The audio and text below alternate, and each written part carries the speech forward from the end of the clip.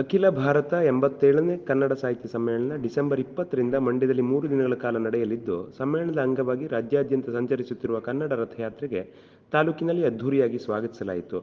ರವಿವಾರ ಸಿದ್ದಾಪುರ ತಾಲೂಕಿನ ಭುವನಗಿರಿಯಲ್ಲಿ ಉದ್ಘಾಟನೆಗೊಂಡು ಮಧ್ಯಾಹ್ನ ಹೊನ್ನಾವರ ತಾಲೂಕನ್ನು ಪ್ರವೇಶಿಸಿದ ಕನ್ನಡ ರಥಕ್ಕೆ ತಾಲೂಕು ಆಡಳಿತ ವತಿಯಿಂದ ಕನ್ನಡ ರಥವನ್ನು ಪೂರ್ಣ ಕುಂಭದೊಂದಿಗೆ ಸ್ವಾಗತಿಸಿ ಪೂಜೆ ಸಲ್ಲಿಸಲಾಯಿತು. ಹಿರಿಯ ಸಾಹಿತಿ ಡಾಕ್ಟರ್ ಎನ್.ಆರ್. ನಾಯಕ್ ಕನ್ನಡ ರಥಕ್ಕೆ ಆರತಿ ಬೆಳಗಿಸಿ ಮಾತನಾಡಿ, ಇಂದು ಕನ್ನಡ ಭಾಷೆಯು ಅನ್ಯ ಭಾಷೆಯ ಹಾವಳಿಯಿಂದ ನಲುಗುತ್ತಿದೆ. ಕನ್ನಡ ನಾಡಿನಲ್ಲಿ ಕನ್ನಡಕ್ಕಾಗಿ ಹೋರಾಡುವ ಪರಿಸ್ಥಿತಿ ಬಂದಿದೆ. ನಾವೆಲ್ಲರೂ ಒಂದಾಗಿ ಕನ್ನಡವನ್ನು ಬೆಳಗಬೇಕು. ಸರ್ಕಾರವು ವಿಧಾನಸೌಧದಲ್ಲಿ ಶುದ್ಧ ಕನ್ನಡ ಮಾತನಾಡುವ ಗಂಡಸುತನವನ್ನು ರಾಜ್ಯದ ಮುಖ್ಯಮಂತ್ರಿಗಳು ತೋರಬೇಕು. ಆಗ ಕನ್ನಡಕ್ಕೆ ಸರ್ಕಾರವು ಪ್ರಾಶಸ್ತ್ಯ ನೀಡಿದಂತಾಗುತ್ತದೆ ಎಂದರು. ತಾಯಿಯ ತೇರನ್ನ ಎಳೆಯೋಣ. ಒಂದು ಸರ್ಕಾರ ಒಂದೇ ಒಂದು ಮಾತನ್ನ ನಮ್ಮ ಸಿದ್ದರಾಮಯ್ಯನವರು ಜನಪ್ರಿಯವಾಗಿರ್ತಕ್ಕಂಥ ಸರ್ಕಾರವನ್ನು ಕೊಡ್ತಾ ಇದ್ದಾರೆ. ಅದರ ಬಗ್ಗೆ ನಾನೇನೋ ಮಾತಾಡಿ ರಾಜಕಾರಣಿಗಳು ತಮ್ಮ ಪಾಡಿ ಅದು ಒಂದು ಮಾಡಬೇಕು. ದಯವಿಟ್ಟು ಈ ಮಾತು ಸಿದ್ದರಾಮಯ್ಯನವರ ಕಿವಿಗೇ ಹೋಗಿ ಮುಟ್ಟಬೇಕು. ನೀವು ಮೊದಲು ವಿಧಾನಸಭೆಯಲ್ಲಿ ಕನ್ನಡವನ್ನ 100ಕ್ಕೆ 100 ಆಡುವಂಥ ಒಂದು ಗಡಸುತನವನ್ನ ತೋರಿದ್ರೆ ಮಾತ್ರ ಕನ್ನಡದ ಉದ್ಧಾರ ಮನಸ್ಸಬೇಕು. ಅಂದರೆ ವಿಶಿಷ್ಟವಾದಂತಹ ಭಾಷೆಯನ್ನು ನೀವು ಒಂದು ಸಣ್ಣ ಸಾಮಾನ್ಯ ಭಾಷೆ ಅಂತ ಹೇಳಿ ಅದನ್ನು ಅವರು ತಿಳ್ಕೊಂಡಿದ್ದಾರೆ ಅಂತ ನಾನು ಹೇಳೋದಿಲ್ಲ.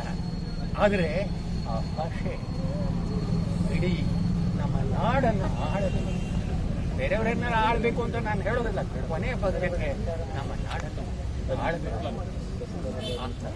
ಆ ರೀತಿಯಾಗಿ ಮಾಡುವ ಕೆಲಸ ನಾವು ಹೇಳಿ ನಾನು ಹೇಳೋ.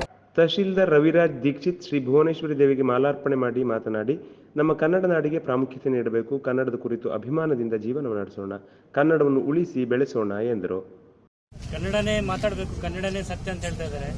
ಅದ್ರ ಎಲ್ಲರೂ ನಾವು ಕನ್ನಡಕ್ಕೆ ನಾವು ಪ್ರಾಮುಖ್ಯತೆ ಕೊಟ್ಟು ಎಲ್ಲ ಕನ್ನಡ ಮುಂದೆ ಬರಲಿ ಅಂತ ತಿಳ್ಕೊಂಡು ನಮ್ಮ ಅಭಿಮಾನ ಇಟ್ಕೊಂಡು ಜೀವನ ಮಾಡಬೇಕಂತ ಹೇಳ್ತಾ ಕನ್ನಡವನ್ನು ಉಳಿಸಿ ಬೆಳೆಸಿ ಅಂತ ಹೇಳ್ತಾ ನಾನು 2 ಮಾತು ಮುಗಿಸ್ತಾ ಇದ್ದೀನಿ.